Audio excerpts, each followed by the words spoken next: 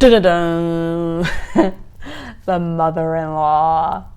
So I'm going to do a two-part series on the mother-in-law, this relationship that I will eventually have, and I currently have. And the first part is kind of explaining why the relationship, that mother-in-law relationship with their daughter-in-law is often more strained than their son-in-law. And then the second part is really focusing on kind of my hopes and dreams and my kind of expectations. Well, not expectations, but just thinking about that relationship, even though my kids are really young, and what kind of mother-in-law I want to be and strive towards being when that time comes. I'm gonna have like some thoughts and feelings about the matter. And so what kind of mother-in-law will I be? Hopefully one that doesn't get punched in the face. I have a daughter and a son, and they're both under 5, so they're very young, but assuming they're both heterosexual and they both get happily married. So there's a lot of assumptions here, and I love thinking about my hopes and kind of these ideas of what's going to happen in the future. Because if you don't have hopes and dreams and you don't have hope and faith, then it's all doom and gloom, right? So, and I'll get to have a son-in-law and a daughter-in-law, and I get to have that title of mother-in-law. And maybe it's that old traditional mindset that girls will always come back to their moms and their parents, but whereas boys tend to kind of stray away and they kind of get absorbed into like whatever they want to do. But I only started thinking about the mother-in-law relationship when I had my son. So like I was kind of thinking about this, and I was thinking about this relationship, and I was like, well, why is it that, you know, as mothers who have boys and girls, or daughters and sons, tend to have more of a strained relationship with their daughter-in-law than their son-in-law. And so I started researching this, and so the first part of my series is kind of just diving into the reasons why this relationship tends to be more strained, and then the second part is about what am I going to do about it and what kind of mother-in-law do I want to be. So I hope you enjoy it. So first, the first reason, let's just blame, the evolution of human species and kind of our DNA and what's written in who we are as humans. So if you look at the survival of human species, right, and just the basic survival, and there's a clear, like if you look at men and women, males and females, there's a clear difference in mating strategies between them. And like as archaic as it sounds, like when I read this, obviously it was kind of like gut wrenching, like almost like I wanted to say, like just like I didn't want to believe it, but it's one of those things. We're animals. We are animals. We don't swim like dolphins, we don't climb trees like monkeys, and we don't mate like rabbits, but we are animals. And if you look at the male as an animal, as their anatomical and physiological function, for the purpose of survival of the human species. I'm saying all these things because it just sounds really blah. It's the most advantageous to impregnate as many females as possible, right? And in order to preserve his lineage and to ensure his descendants survive, right? You want to he has this innate desire to spread his seed like a pollinating machine, right? That's his innate need to impregnate as many females and to ensure his lineage survives, and the children, his children's children, his children's children, like there are as many of them as possible to carry on his DNA, to carry on, family name or whatever, right? His genetics. And within a span of a day, he can do this many times, right? Spurt. Isn't that like why we're all related to Genghis Khan, right? Or is it, what was the other guy that we're all related to? Like this one person that just like went nuts.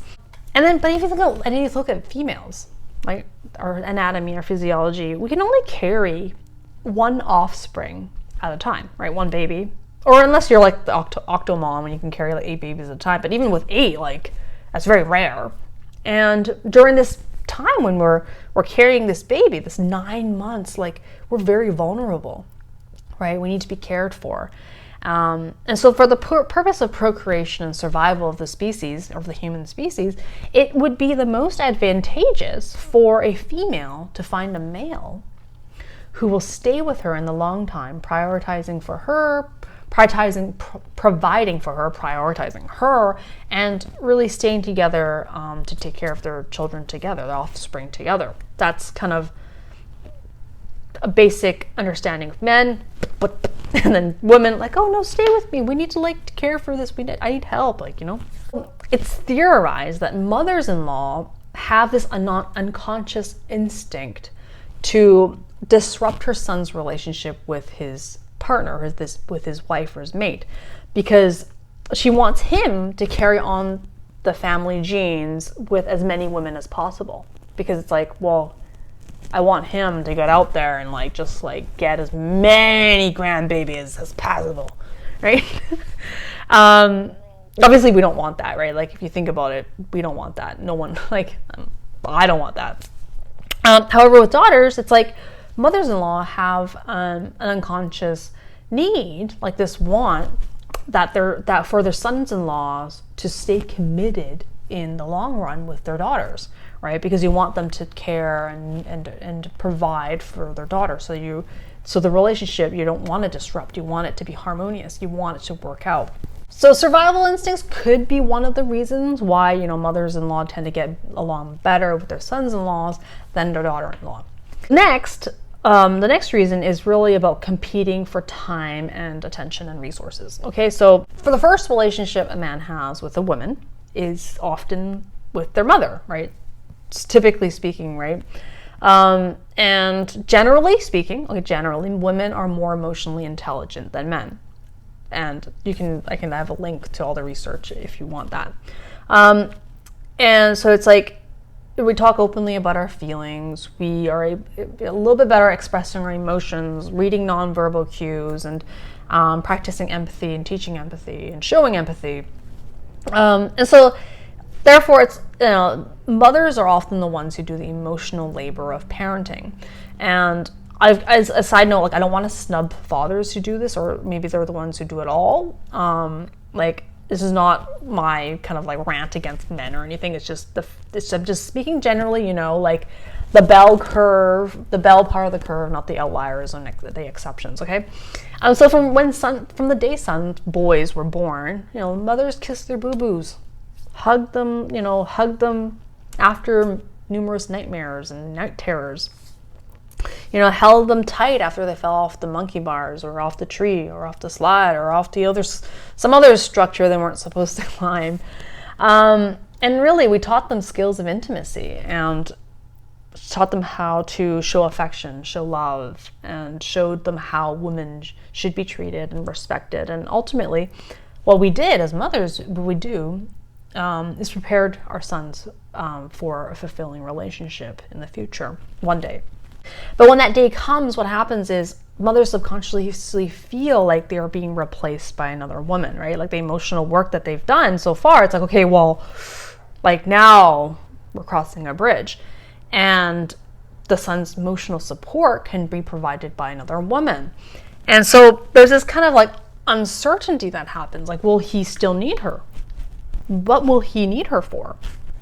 And what will her role look like in her son's life? Like, what will her significance diminish, right? That feeling of being important in your son's life, it may be less of a priority. And if it does diminish, how much?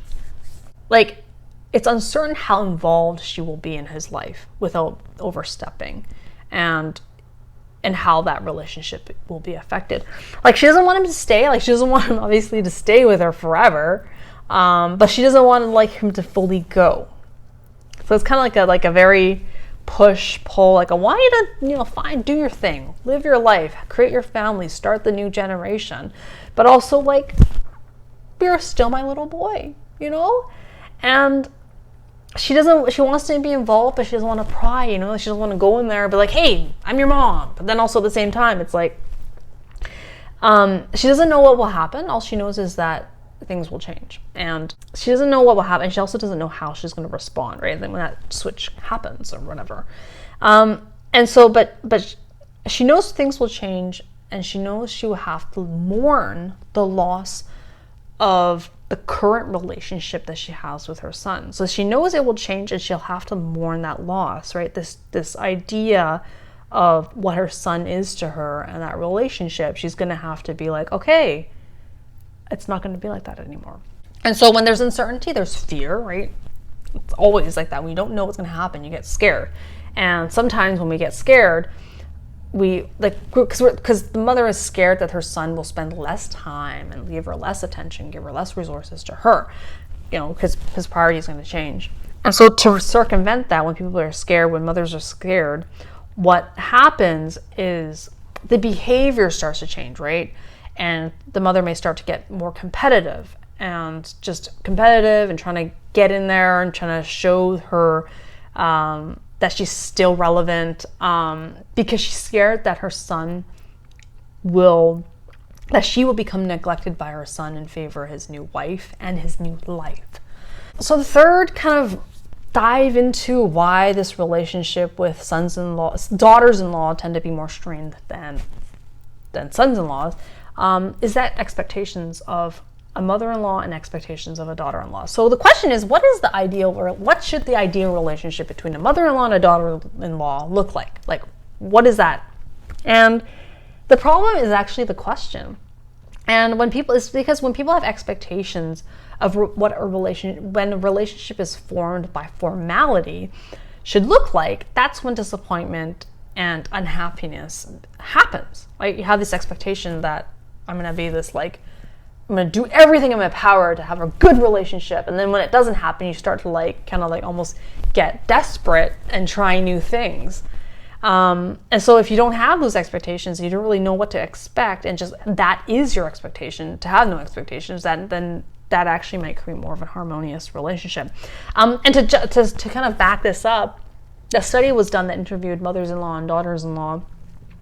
They asked daughters-in-law what were some positive and negative behaviors of their mothers-in-laws, and the responses actually contradicted one another, right? Like, this is the thing. Everyone's different, right? Like, every person in the world is different, has their own context, their background, their history, their experiences, values, beliefs, and priorities. And so when you think about what this ideal relationship should look like, it's like, for one person it may be totally different than for another, and that is actually the case. For some of the daughters-in-law, they actually said their mothers-in-law were like, it's a classic, right? Overbearing, controlling, showing up unannounced, that kind of thing, right? But on the flip side, there were a bunch of daughters-in-law who felt that their mothers-in-law were just not involved enough. Like, they were just so hands off that it was kind of odd, and they didn't like that. And then some daughters-in-law actually said that some of the negative behaviors that the mothers-in-law showed was that they divulged way too much personal information, and was just like going overboard and sharing what was going on, and too much. And then it was doing like oversharing. And then some daughters-in-law on the flip side said, like, my mother-in-law just doesn't say anything. Like, she's just so tight-lipped and cold and closed off. I don't even know anything about her. And she just seems like, just not a very personable person. So it's like, mothers-in-law really can't win. Like, they really don't, like, it's like you're either too cold or too, overshare, right? Or you're doing too much for them, or doing not enough. So those kind of the reasons why this relationship can be more strained. So the next part of my series, so it's two-parter, I'm going to talk about what kind of mother-in-law that I want to be. And so I hope you stay tuned for that. Let me know what your thoughts are and other research that you've done on why that relationship is a little bit more strained than with a son-in-law. I'd love to know. Leave it in the comments.